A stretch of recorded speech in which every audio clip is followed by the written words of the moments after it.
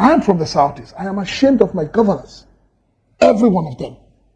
I am ashamed at the level of lack of... So guys, finally, these analysts have come out to blast the Southeast leaders, especially the Southeast governors, for abandoning Nnamdi Kanu. The political elite, people, office holders in Igbo land, that are the ones, behind the continuous incarceration of Nnamdi. Because according to those sources, according to people that allege, they say that, look, if Nnamdi comes out, he is going to impact negatively on their political status, ambition, and all of that. 2027 is on the table, governorship is on the table, and all of that. See what is happening in the north. The northerners, the northern leaders, the northern governors are busy negotiating for Boko Haram fighters, bandits, and all kinds of people to be granted amnesty, to be de-radicalized, and be given taxpayers' money, then be reintroduced into the society again. Which some of them end up going back into the bushes again. But when it comes to the Southeast, nobody is speaking. You can imagine what the Northerners are doing for these bad guys whose hands are not clean. They've fight so many people, destroyed churches, mosques, schools, captivate so many people that they've collected ransom for. But these people are being granted pardon by the federal government of Nigeria. The house is divided. I've always said that Senator Abaribe has been talking. But has he ever raised the issue of the release of Nnamdi Kanu on the floor of the Senate? What are we talking about? It's not for you to call a press conference after plenaries. Put it out there. No, he has never. I have never heard him talk about it on the floor of the Senate. He only talks about it after plenary. So we need to know what we want. Our leaders in the Southeast have continued to disappoint us. Let us put it the way it is. And I believe they can do better. I believe they can galvanize if they are ready to speak with one voice, to appeal to God. See, the issue of Nnamdi Kanu right now has gone beyond judicial issue. Let us look at a political solution to it. You remember, initially, when they wanted to try Nnamdi Kanu, the question of jurisdiction came in, and it's very important in a criminal trial. They said Nnamdi Kanu was sentenced in UK. That was when Nnamdi Kanu said, okay, since this thing was committed in UK, then you don't have jurisdiction to try me. It was at that point the federal government now removed UK part of this matter. They removed it. They are not talking about it again. I get what I'm saying. Now, they have brought it back here. And then when the lawyers raised the issue of rendition, the federal government now discovered that they are committed. And remember very well that at the appeal court, Michael Zokome, he quashed the 15 count charges against Nnamdi Kanu. It's on record. So having quashed it, the federal government now started shopping for other evidences to indict Nnamdi Kanu. When the 15 count charges you have brought before the court have been quashed, please, what else are you looking for? Michael Zekome, he quashed it in the court. Everybody saw it. The man even knelt down and prayed to God and congratulated God for helping him to overcome this hurdle. Okay. So since that time, they have been shopping from one, this thing to the other. That means the federal government is not even sure of what they are pursuing. All right, Barrister, let me stay with you. We've talked the law of it. Let's look at the politics of this. Castina bandit leaders surrender, seek government support for livelihood. You can imagine. They are now hungry. They will come to collect money, craftiness. They will collect money from the federal government and then they will run back into the bushes. Still, the northern leaders continue to advocate for them to be pardoned. Now, take a look at this other headline. It says, Kaduna Arewa Group lauds Governor Sani for granting amnesty to bandits. This one, it's not long ago. This is just towards the end of last year. The governor granted pardon. The northern group, Arewa, which is just like another form of Ohanese, was praising the governor. Thank you for granting pardon to bandits. The federal government, the state government in the north negotiates with bandits, but they cannot negotiate with Nnamdi Kanu, who is asking for secession. What a country we are living in. Whole trial of Nnamdi Kanu. There's an angle I want us to look at. If you put everything together that has happened since the rendition and incarceration of Nnamdi Kanu, does it look like the Igbo nation has abandoned Nnamdi? We don't see governors, we don't hear governors talking about release of Nnamdi. We don't see the Igbo intelligentsia wade into it, either behind closed doors or in the open. We don't see Ohanese the only statement they make is quite political. Does it look like he's been abandoned by his own people? I don't think so. Mr. Okoro, I don't think so. No, I'm just it's asking. just that we are following, they are pushing the Igbos to become aggressive and all that in whenever they want to, demand for anything. It's not in our culture. I know some people who would have been carrying dagger, cutlass, and gun whenever this matter come up and insisting that their son should be. It's not in our culture. That's the truth. But Barrister, essentially, I want us to look at the role of the elites, the Igbo elites, the role they have played. They have done what they're supposed to do. What? They have made representation to Buhari and to Tinubu, the highest office holders in the land. They have made representation to the Attorney General of the Federation. You and I, we saw. We hear that the same people that go in the day go back at night and No, please leave that to rumor. Is it rumor? Talk of what you can attest to. IPOB itself has alleged that, look, there are governors behind the incarceration of Nnamdi. You don't believe all of those things? Did you see when they went in the night? In the law, of course, you can't see a night caller because they're not awake. So if someone says another person went in the night. No, Mr. Okoro, please, let us leave speculation here. Okay. The fact remains that the Igbo intelligentsia, the Ohanese, the Igbo World Congress and all that, they have all made representation to the federal government. What do you want them to do? Is it when they carry gun and cutlass that you not take them serious? If the federal government is a listening government, they should have done the needful before now. I told you here, it's not in our culture to be protesting, carrying gun, marching. Since independence of Nigeria, have you heard the Igbos protesting and killing and destroying things? But if it's not in the culture of the Igbos, I thought they said desperate times calls for desperate measures. Shouldn't there be some sort of desperate measures as against the sit-at-home that was introduced earlier? Shouldn't there be something else that would speak to the government of Nigeria to say, look, the generality of Igbo wants the release of this man? We have spoken now. We have spoken in a loud voice. I don't know what else you want them to do. I mean, the Igbo political leaders have they have written documents, signed, and taken to Tinubu. The lawmakers, is that not true? So when people are saying they are not doing, I don't understand. What is the government waiting for in this matter? What are they waiting? Is it constitutional right for us to take that right? For us to I think we can achieve peace. That's what we are doing now. If not, from what the court have said, nobody need to talk to anybody to do the needful. Prince Chilak, I want to have your reaction to that question that I asked. Especially, I want you also to factor, to put in, to consider the fact that a lot of people have said, look, a certain group of political elites, be they governors or senators or whoever, the political elites, people, office holders in Igbo land, that are the ones, behind the continuous incarceration of Nnamdi. Because according to those sources, according to people that allege, they say that, look, if Nnamdi comes out, he is going to impact negatively on their political status, ambition, and all of that. 2027 is on the table, governorship is on the table, and all of that. And recall, too, that a certain governor, Chukwuma Soludo, in fact, says, look, the release of Nnamdi Kanu is not going to thaw the tension in the southeast. I want to have your broad reaction to all of this. Before I react to that, we need to be able to identify where this whole agitation starts from and where we've gotten to this point we are now. I've always maintained that the Igbo leaders are culpable with everything that has happened in the southeast and with what Nnamdi Kanu is presently going through. And I'll tell you why. There wouldn't have been need for this agitation if our so-called leaders in the southeast, the governors, the senators, were doing the right thing. I am from the southeast. I am ashamed of my governors, every one of them. I am ashamed at the level of lack of development in the southeast. So when we begin to talk of agitation, I have always said before now that agitating to hold the federal government responsible is one thing. But let us bring it home. Let us hold our governors accountable because they are receiving funds every month and the people are not seeing what these funds are being used for. So that is where the problem is. Now, taking it further, have they done enough? Are they doing enough? I would say no. We are in Nigeria, you and I.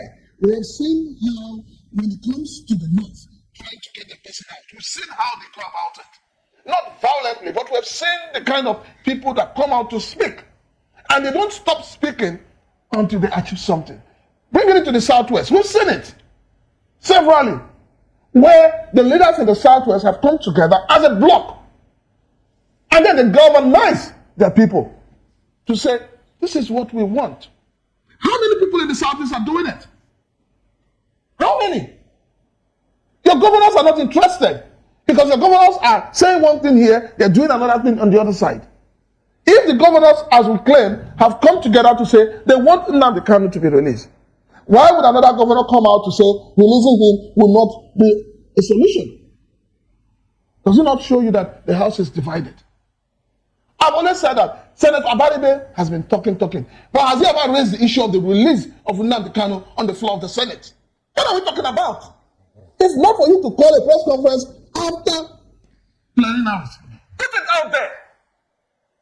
No, he has never. I have never heard him talk about it on the floor of the Senate. He only talks about it after planning out. So we need to know what we want. Our leaders in the Southeast have continued to disappoint us. Let us put it the way it is. And I believe they can do better. I believe they can galvanize if they are ready to speak with one voice, to appeal to God. See, the issue of Nnamdi Kanu right now has gone beyond judicial issue. Let us look at a political solution to it. Now, talking about looking at a political solution to it, what impact does the prescription of IPOB, affirmed by the Supreme Court just the other day, have? What impact would it have on his case? Looking at a political solution to it. Well, I will tell you. Let's measure that side by side. What I see playing out is give a dog a bad name to kill it. And that's what this government is doing. Because we know that it's only in Nigeria you have proscribed IPOB. Nobody in the international community has called IPOB a terrorist group. So the whole idea is, okay, if they can, like the Supreme Court has said, is a terrorist group, the leader of that group, obvious, is a terrorist. That is what they're trying to do. So for me, I do not subscribe to that. But I'll say this, whether the Supreme Court has said this or not, Nnamdi Kanu's case should be treated as a purely political case with a political solution. Right? If every now and then we accept that you saw what played out in United States, where the government was holding meetings with bandits and terrorists, and they were all, showcasing their gun and all of that, and nobody got arrested. Have you seen Nnamdi Kanu with a gun or even a knife?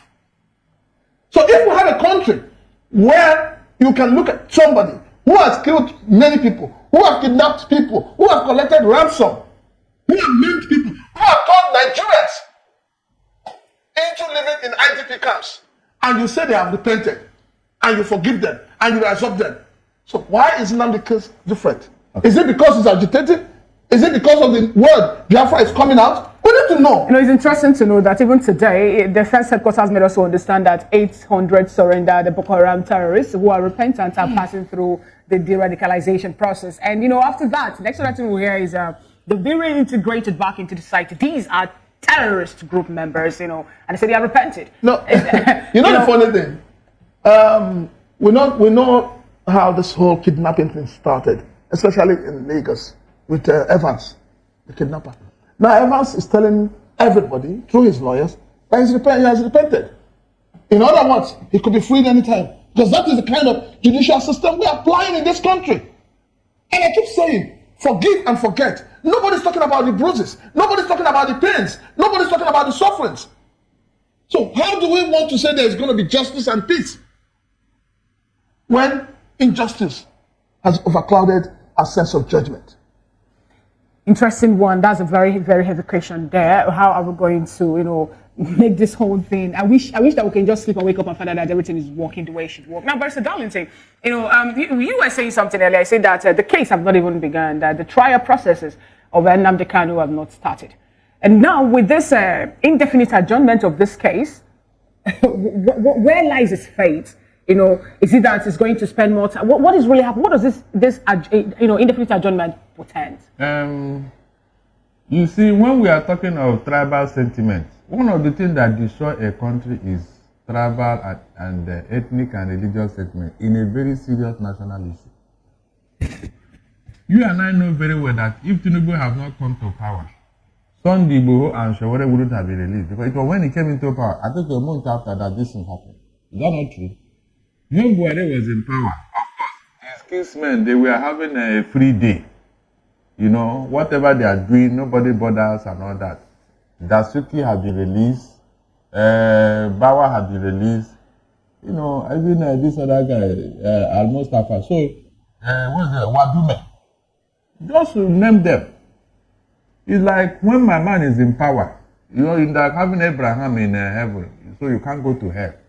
So this type of thing is causing problem. It started since independence. That is why people are not happy with this amalgamation.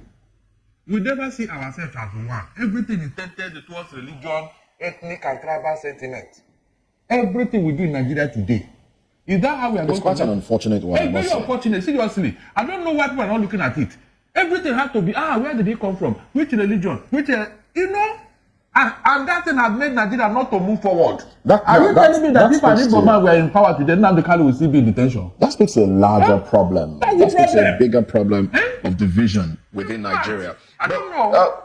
Barrister, help us understand the clamor for the case to be taken to the southeast. Yeah. What impacts do you think that would have? Because the man said that he's been victimized in Abuja. And the guy condition, he didn't say that the case must be taken to Abuja. No, he said if there is no other judge in Abuja that can take over his case, then let them take it to the southeast. I mean, is that not a very fair judgment of his matter? He didn't see that no, he cannot be tried in Abuja. He didn't say so. He only said if there is no other judge, then take it to the southeast. And I mean, anybody now, going by what's been happening in the southeast, the seat at home, the unrest that has followed the seat at home, do you think government would want to consider taking his case to the southeast? In fact, do you think that might create a larger problem? The government will not consider, because any day they cut the matter is coming up, they starting will be shut down. There won't be any space for people in court, even outside. If that matter is taken to the southeast, the particular state where this matter is to be tried, everybody on their own, no, not that everybody is going to induce them.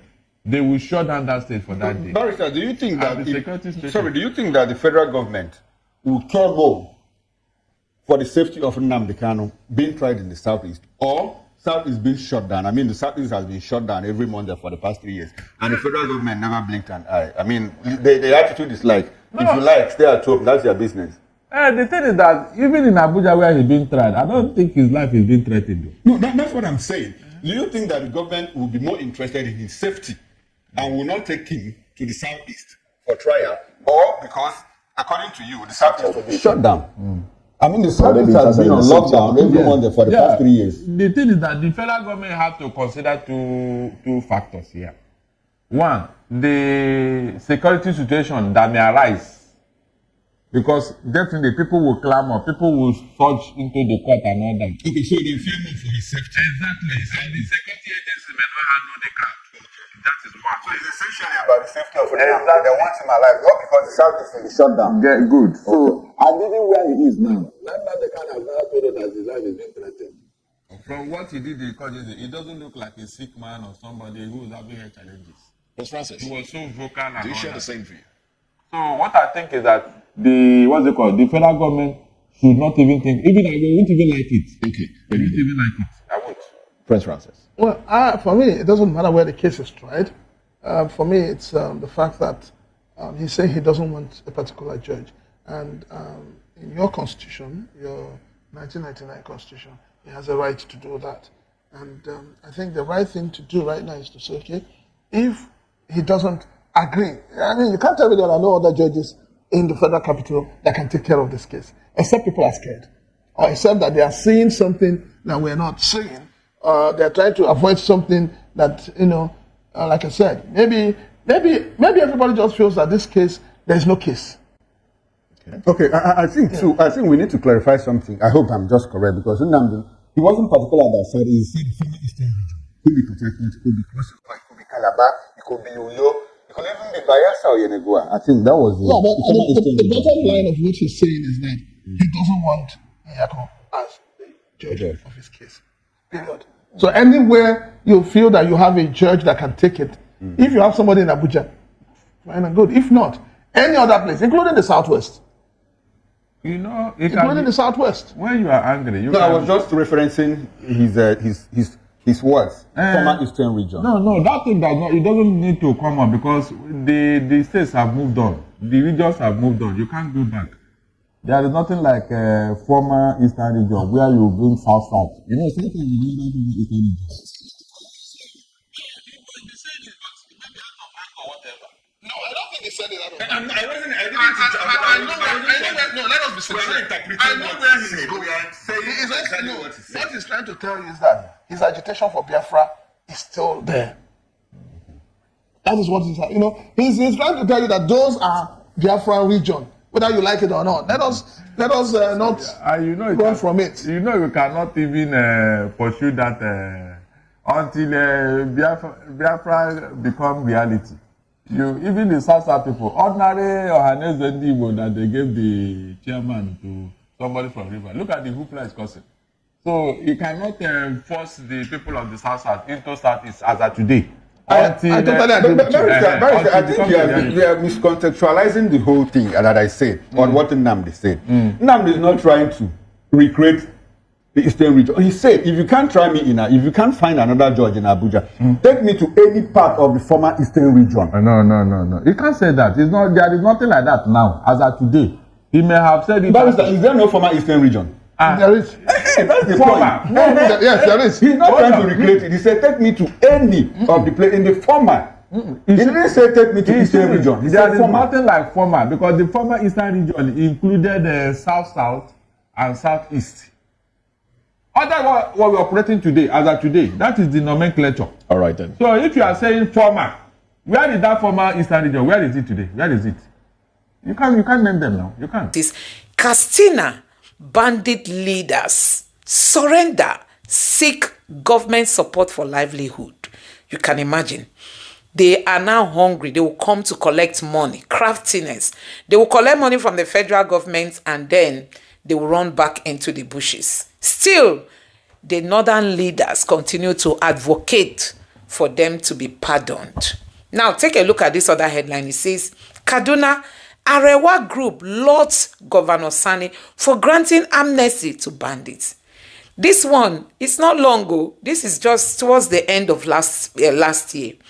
The governor granted pardon. The northern group, Arewa, which is just like another form of Ohanese, was praising the governor. Thank you for granting pardon to bandits. The federal government, the state government in the north negotiates with bandits, but they cannot negotiate with Nnamdi Kanu, who is asking for secession. What a country we are living in.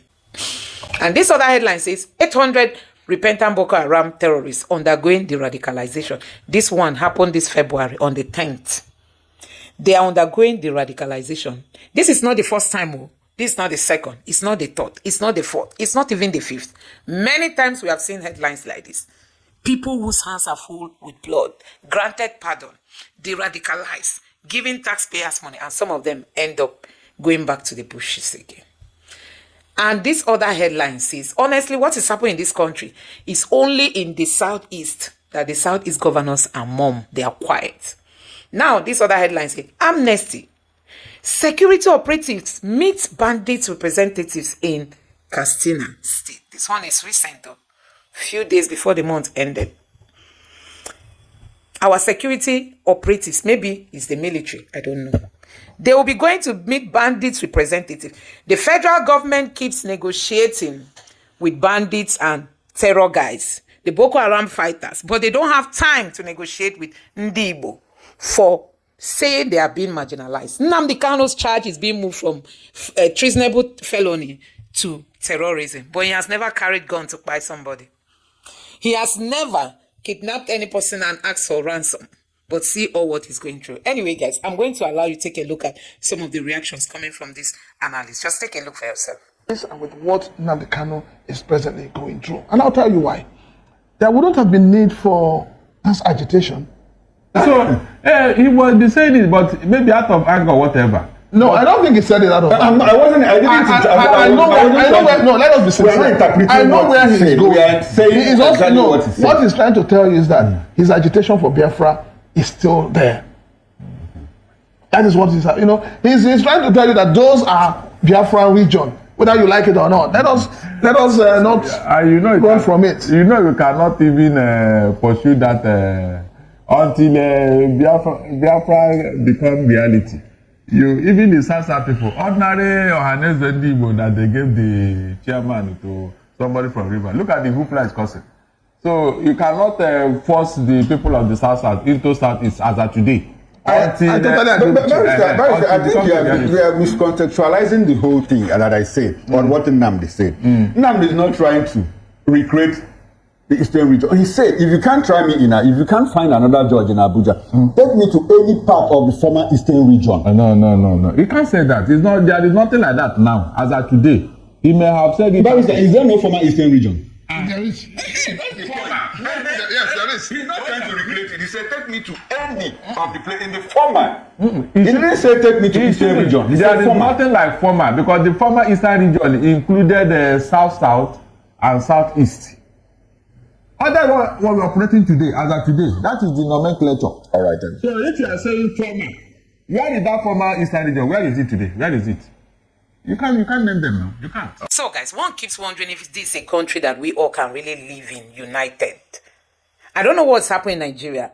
You know, sometimes some people have been tweeted and said Nnamdi Kanu should rot in jail.